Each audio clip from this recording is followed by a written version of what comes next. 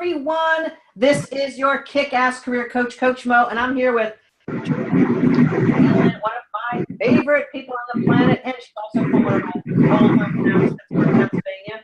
And welcome, Judith, to Bring Your Soul to Work interview series. I'm looking so forward to talking with you about your journey. Thanks, Mo. Yeah. So as people might be able to tell, you're in a corporate environment, long day at work, kind of finishing up, and you were so generous to stay a little bit to do this wonderful interview. Judith and I met a little bit more than a year ago, right? Yeah. In, January 20. January. No, February. No, January last year. Okay. And you were going through a certain career transition at the time. Yes. Kind of share where you were when we first met, before we were like on the clarity call. What was going on in your career and life at that time?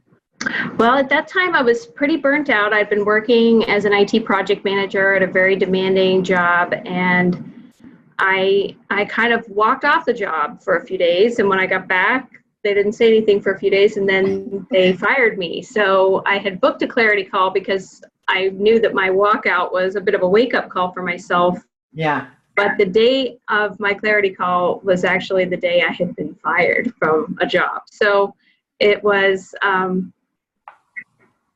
situation where I was just feeling really burnt out, traumatized. I was taking things really personally. I was very self-absorbed. I was in victim mode. I didn't really see any path forward for myself. It was pretty much as low as it can get career-wise for me. I remember the call distinctly. As you know, you and I have spoke about it a couple of times. It was astounding to me that between the time that you booked it and the time that we had it, that so much had happened, like on a stage or something like that. And so I felt like, oh my God, I gotta like help this woman. Like she's in a desperate situation, and emotionally. So I talked to so many women who emotionally are ready to quit and walk out, and I'm like, no, don't do that. Come from a power of strength and whatever. And I know from now knowing you, like there was no way to kind of get back into a productive mode.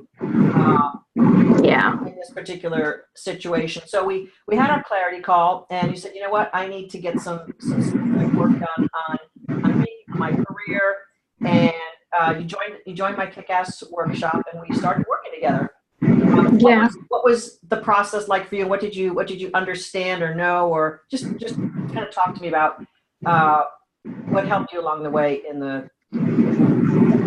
Well, I think it was an interesting process. I loved when I talked to you. I felt an instant rapport, and I was really impressed with the materials and the layout of the training space, and I loved the calls, and I was super impressed with the quality of the group experience as well, and that was really therapeutic and helpful for me the whole time.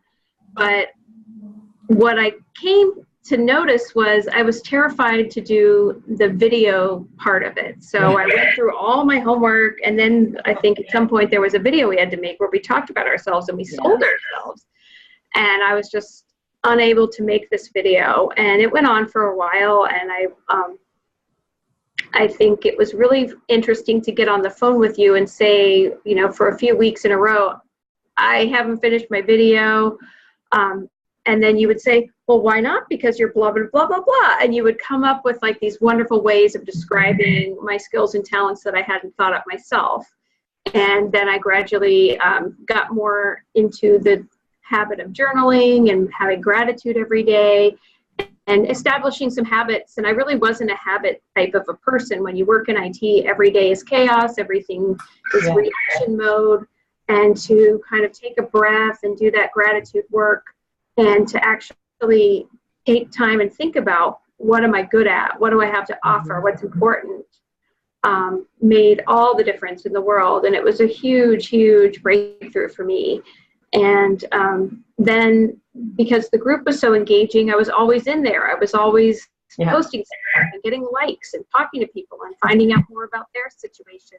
Right. And that really just helped me not take what was going on in my own career as personally as I was, and not feeling like I had no control over it, or that there was no way around these bad feelings. And I also started to notice when I was showing up on calls in a bad mood, mega depressed, I was starting to notice that, these group dynamics were the thing that I needed to really focus on. And so it was great to have that space to kind of meet people and try things in a group environment and show up in a different way and see myself changing. Right. And, you know this because we've worked with each other for a little bit, but from time to time, especially if you'll pardon me, in the IT, accounting, engineering space, professional women have been pretty much trained to shut down their emotional side because it's not welcome in the workplace. Right. It is not. Yes. And so when I'm on a clarity call, oftentimes with women in those professions, it's like, oh, a group dynamic. No. And they're like thinking conference call, and they're thinking, I don't even like having a conference call at work. You're going to have me do that. I'm like, oh, I think we really like to work one-on-one. It's a safer environment for me. And as you probably know, I like push back on that because the group is part of the expression of your soul and your power. And without that energy of the group, or without being witnessed by the group, they're come alive to the same level. I know you've done a fair amount of stuff in personal development and you're in other things. Talk a little bit about that, because I think it's important, especially from an IT professional perspective, where you're in a male-dominated environment most of the time. You're in chaos, and you're like, you have to be in your head and thinking through things all the time. And then there's this like group environment, like talk about what's not working, talk about what is working, talk about how awesome you are. It's like, what? I'm supposed to talk? Tell me about that from your perspective. Well, I think that what I loved about the group was we really saw a huge variety of career seekers. They were people from all walks of life, and some people were extremely accomplished and great at making videos and had a real presence online and had a really different way of being than I was used to. So in a corporate environment, especially in an IT job where it really is in a lot of situations a no-win situation where people are always getting blamed for stuff and there's no real way to avoid that, to kind of experience the joy and happiness of people who did things a little bit differently and we're kind of living some of the consciousness stuff so I would go out and I would read books about meditation, or I would try that stuff on my own. But I do think that concept of the witness was the most critical thing for me in this program, because there were a lot of unresolved traumas, serious emotional things and feelings that I was afraid to even feel. And once I arrived in the group, I felt eventually comfortable enough to share some of that stuff. And then I had the astonishing experience of hearing how many other people were going through the exact same thing. Yes. And so it wasn't just about career work. It was also about really doing the things that an IT person or a career seeker is rarely likely to do, which is to be vulnerable, to tell the truth, to be open with other people, even if you don't know them. Those were all things that I was really not comfortable with. And I've been growing ever since in a really different way than I would have if I had done one-on-one work or not participated. Yeah. So I know that you wanted to take some time to really kind of get yourself at a certain place. When you started showing up for interviews and getting yourself into job getting mode and really saying, I'm ready to get back into the workforce and make things happen for myself, how did some of that inner building allow you to show up for interviews and perhaps differently for interviews than you had in the past? Well, I feel like my experience was a little bit more mystical than the average job seeker, because I was still feeling pretty uninterested in finding a full-time job. I was kind of doing odd jobs, helping friends. Right.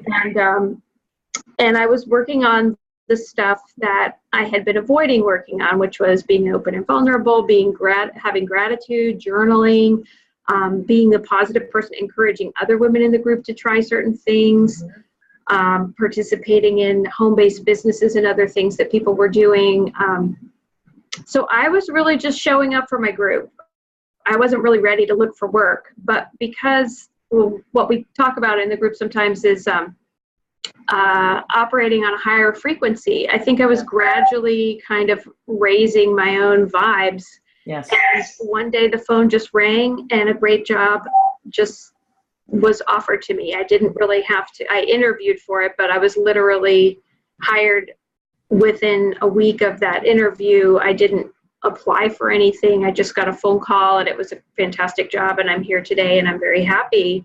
And it is really challenging, and doing different kinds of training and user experiences that are much more creative and much more suited to the type of person that I am, but it isn't something I would have gone out and sought. So what I learned from the group is to just believe that the right job will come to me when at the perfect time, and that's exactly what happened. And so I can't guarantee that will happen for everyone, but I will say that it was a very profound and important experience for me to have, because I think if it had happened any other way, I wouldn't have benefited from it in the same way. Yeah, and one of the reasons why I think we connected so much on the Clarity Call, Judith, is because you have endeavored into personal development and some spiritual things in the past, like me, kind of looking for relief of the corporate world. And my story a little bit. Like, I read every book, and I enjoyed reading stuff, and I felt so great reading Wayne Dyer and Deepak Chopra and all the authors. Like, oh yeah, this is how to live. And then it would like go back to the corporate world. You're like, ah. And I think one of the beauties of the women, as you know, that I work with, and the ones who really go for it and have outstanding results, is to meld all of that together. Mm-hmm. I had an exit discussion with one of the women in the group right now. It's her last week, and she's a very Christian woman. And at first, she was a little bit like, oh, I don't know about meditation and all this, and I kind of talked her through that and kind of made it make sense. Got to a point where she was able to absolutely integrate her higher self and her soul's power and purpose. And she approached her boss, got a raise, felt awesome. She wanted to work in different areas. And she asked him about that, and he's like, oh yeah, I'd love to have you involved and stuff like that. But she was making her story up around the fact that wasn't going to happen. Right. And kind of coach her through the prospect that it could happen. And you talked about like the perfect job just kind of like coming to you. I know you had LinkedIn stuff going on. You were kind of like doing the right stuff with resume, LinkedIn, that sort of thing. Mm-hmm. And then all of a sudden, your expectations and your imagination of what you could do like match up. It's as you know, it's kind of like this is how the physical world gets put together in the metaphysical. So we have that energetic stuff happening. We're doing the work in the physical world, but we're also imagining the possibilities and getting ready for it. And I know in watching what you went through, like you were constantly getting ready for the right opportunity. Mm-hmm. Yes. So like Mo said, I had done conscious leadership coaching, and I had gotten certified to become a conscious leadership coach, but I wasn't conscious. I think that's the most important thing that I want to communicate to everyone here. So I had done all kinds of stuff in the physical world to check boxes and have the right certifications and have the right education and have the right background. But what I hadn't done was the actual group work and emotional work needed to be what I wanted to be. And so I needed that support. I needed witnessing. I needed people that were patient enough. It did take me a year to do that. And I know other people have really transformed very quickly. They weren't as, I think, as they weren't as involved, or they didn't have as great issues as I did. But I did feel like it was worth putting that full year in to kind of really explore all the things and have someone watching and saying, hey, don't act like that. Maybe act like this, or think about it in a different way. And it sounds simple, but it really was profound. Yeah. And it was really inspiring to also see everyone in the group have something fantastic happen to them week after week after week too. So it wasn't like Only a couple people got great jobs and everyone else was just kind of hanging out. Everybody had major leaps forward, and it was incredible to watch. Yeah. And it's, we get kind of convinced of our own story and what's possible for us. And, and you've heard these discussions and the coaching I do with everyone kind of starting the workshop. It's like, well, that can't happen in my profession. That's not possible. In the IT world, only men get ahead. There's no creativity in IT. I just have to use my analytical brain. I'm getting sick and tired of that. I need to use my creativity. So therefore, I have to shuck this whole entire career and start something new. And all of these assumptions and stories we tell ourselves about what's possible in our profession. And you know me, I'm pretty passionate about women not throwing away what they already know how to do and what they can leverage in the marketplace. Right. I'm all about saying, okay, this is your treasure chest of what you bring to the table. This is who you are. Let's craft something that puts all of that together. And I know in talking with you, you're an extremely smart woman. I kind of joked with you about how you were the librarian in the group. Every time we would be on a coaching call and someone asked a question, within seconds you'd have like the Google search and the answer and that sort of thing. So your intellect is in prime and like boom. But you know that the manufacturing of a dream job is not in the intellect. No. It's in a creative, energetic experience, and you have to suspend how it's going to come together, who it's going to be. You have to suspend this conclusion thing that's out there, because you have to be willing to feel things. You can't just make a list and check it twice. You have to be willing to kind of take action and feel how it feels, and then take more action and keep feeling the way you want your future to be. Yes. And I was not excited about feeling my feelings, and I was doing a lot of things to avoid it. And I'm glad I had the space and time. I feel very fortunate to have the space and time and the support to do that. Yeah. We share a hometown. I lived in Pittsburgh for a little while, so I've seen you a couple of times in person, which is a little unusual for most of the women I work with. And I know that you carry around with you an extensive day timer and planner and note taking. Mind always active. And arriving at a job, I'm sure that your mind always is like, well, I could do this and I could do that and I could do this and I could do that. And I think recently in your job there was a little bit of a shift. Yeah. You want to just talk about how you processed that and how you maybe handled that differently with the filtering and the framing that you have now, that may have been dealt with differently a year ago?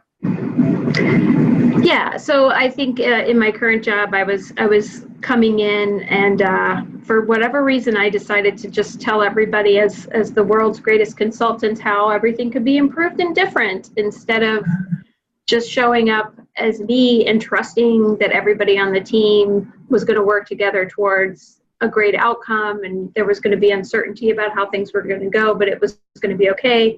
That's kind of a conscious approach. And so I was feeling pretty rough a couple of weeks ago about it, and I said, hey, like, don't come in with that intellect and that brain power. Just be open and vulnerable, and people will like you. And it was kind of starting to twist into that mode where I was like, oh, I'm giving them all these great ideas and helping them out so much. Why don't they like me more? And so it was really great to have that chance to come back and say, okay, now I'm in a good job, but I'm still being me. So how can I show up a little bit differently and get a different result? And I thought I got some fantastic coaching over the past couple of weeks, and it really has made a huge difference. And we just pulled off this huge interactive experience, and I contributed a lot to it instead of kind of withdrawing, which I would have done if I could believe that story. Nobody likes me. Nobody wants what I have to contribute. I could have told myself that for the past couple of weeks. Yes. And done a much less work and contributed much less to this design. And I didn't do that. I pitched in and helped, and I feel really, really good today that showed up instead of walking out. Yeah, that's so fantastic. I got to say also, Judith, folks who are watching this interview don't have the benefit of having known you a year ago. And the peace, the calmness, and the alignment that's coming through in our conversation, just putting a big smile on my face. It just. Oh, that's good to hear. Even though I'm being videotaped, which I really still do not like. so yeah, I would be even more relaxed if I were not being in a videotaped. Yeah, well, it's coming through loud and clear from someone who's known you for a little while. Mm-hmm. I know we're going to see each other at my retreat, the clients only retreat. So folks, if you want to come work with me at a deeper level, you gotta be a client first. Because Judith, the work I do is unique and different, and I combine like everything. And we're going to be doing some really strong, wonderful consciousness work with about 25 beautiful kick-ass women together. Because graduating, we call them badasses, right? So we're going to be like a bunch of badasses together and take it to the next level. If you were to mentor someone who's having some difficulties in their job and getting kind of emotionally burnout and feeling like, oh, I just got to get rid of this profession and start something new, what would you advise that mentee, knowing what you know today? Well, it might vary based on the person, but I would try to separate facts from feelings. That one of the things that I've learned over this journey is that the way you feel isn't your identity, and it isn't always the truth. That there is benefit in having a sounding board and an environment where you can kind of figure out what's real and what's false, and to really try to work through limiting beliefs, beliefs where you say, oh, all the men in this department only want to work with each other, they're shutting me out, or whatever your story is about why your job isn't going the way you want it to. There's another way of believing, there's another way of thinking about that, and if you're open and curious to what you can learn from the situation you're in, you can have a much more positive experience, you can connect differently with people, and you can feel better even in the worst job in the world. And that feeling state is what's going to help you take your gifts and talents to the right environment for you.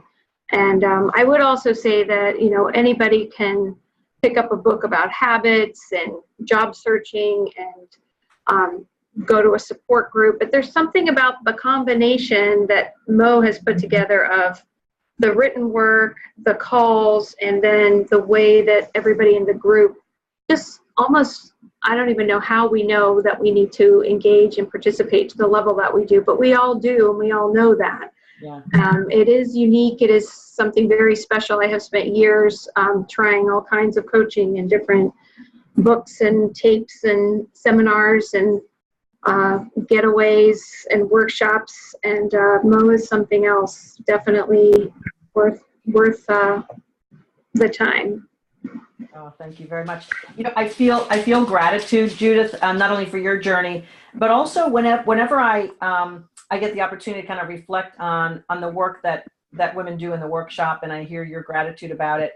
I kind of go back and say, the 30 years of my professional struggles and getting beaten down and not recognized and not promoted and getting fired and laid off and all of the stuff I went through, it was so painful and difficult, and just knowing that I kept figuring out stuff, kind of coming through that, and I finally was able to put all of that together, something that was able to be translated to others. It makes the struggles and the pain and agony I went through in my career worth it. Yeah. That it can help other women, and you in particular, since we're talking together right now. It just makes it all feel like, oh, okay. Well, thank goodness it had some benefit for others to. Yeah, and I bet it's helped you to hear all of our stories too. Yes. To realize you aren't alone. There's a lot of, and I do also think it was extremely special to just have women.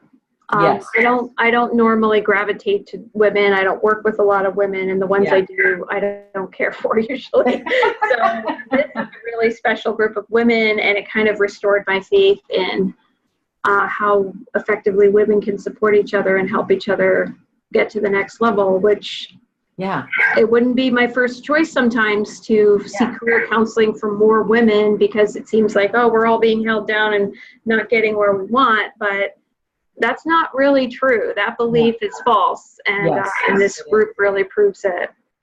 Yeah. I'm glad you brought that, because I hear that pretty frequently. And I don't know if this woman was in the workshop when you were, but there was a woman who came through the workshop probably about a year ago. And she specifically never sought out another woman at work to help her, to get on a project with. I mean, she specifically avoided other women. Mm-hmm. And when she was in the workshop, she was kind of like, oh, I don't know. And she was a little reserved at first. And then she started hearing all the women share and be vulnerable and courageous, brave, and celebrate stuff. And then she was like, I got a confession to make. And she didn't even really know that she was avoiding other women at the workplace until she was able to reflect and see all these wonderful women talking about their careers and struggles and sharing. And she's like, oh my God, I've always avoided other women because I always thought they were against me. So she had a big revelation. And she ended up reaching out to like 3 women she kind of admired from afar, but she never wanted to talk to them because she was women. And she ended up reaching out to these 3 women. And it was like this massive opening for her. And these women were very helpful to her in her career and where she wanted to go. And this woman was looking for a promotion for her job. And it was like, all of a sudden the world opened up to her. And she realized that she was like holding herself like this. And you never get a promotion when you're doing this, especially in the population. And she just opened herself up. She started talking more to women. She started trusting herself, trusting others. It's a big deal, I think, with women in the workplace who are either convinced of the story that you just mentioned, or we see the evidence of it, or we feel like there's some territorial, primitive stuff that just gets in our way. And it is clear to me that for women to be successful in the workplace, successful in life, we have to rely on each other. Yeah. And our journey is unique because of how we are physiologically built and wired. Our journey is unique. We're never going to be exactly like men. And I don't expect that. And I want men to be who they are. And I want women to be who they are. And together, we have a great experience together. Yeah, that's a very interesting point that you brought up. And it is something that women, I think, sometimes are challenged with. How do I be vulnerable and trusting other women? And you find that in the workshop. Yeah, and the team that I'm on now is 3 very powerful women, and we have all just banded together and done something fantastic that no one has done in this corporation. Yay. And we were in charge. It was not, there were no men except for support staff. And that was a new experience for me, and it's gone extremely positively. And I think I probably a year ago would have come into a situation like this fearing for my life, that every mistake would be just, used against me. And it was so the opposite. We were all so supportive of each other and really got a lot done. Yeah. Well, I know that you and I talk about this from time to time, but in my early career in healthcare, if I was at a board meeting or a management meeting, I was like the only woman in the room. Yeah, I'm often the only woman. Yeah. And my last several years in my career, it changed completely. Now healthcare is more, there's more women who work in healthcare. So ascending the ranks is maybe a little bit easier. Not exactly, but there's still a lot of doctors, but there's a lot of nurses who have ascended the ranks. My last couple of big meetings in my career, there was like 1 man out of 10 or 2 men out of 10. And I was very gratified to see that in my arc of my career, women really did learn how to take the reins without having to be like men. Yeah, we're different. We're collaborative. We're networky. We like to do that, and we can lead from that. I'm delighted that you had great success with other women, because I think that was a little bit of a challenge for you. It was. Yeah. That's so fantastic. So fantastic. The smile on your face tells it all to me. And I really feel so gratified that you shared your story. I'm looking forward to seeing you soon. Yeah. I'm just tickled. I love hearing your story and knowing where we were a little bit over a year ago. Mm-hmm. And now you're sitting after a big project that you were successful with, and you were able to fight back those gremlins that I know they try to tiptoe back into the story. They come in all the time, but I do feel like I have more power over them, and I have you to thank for it. So Yeah. thank you. You got it. Well, thanks for sharing your story, Judith. My I pleasure. love sharing it. Thank you so much. Namaste. Goodbye. Bye.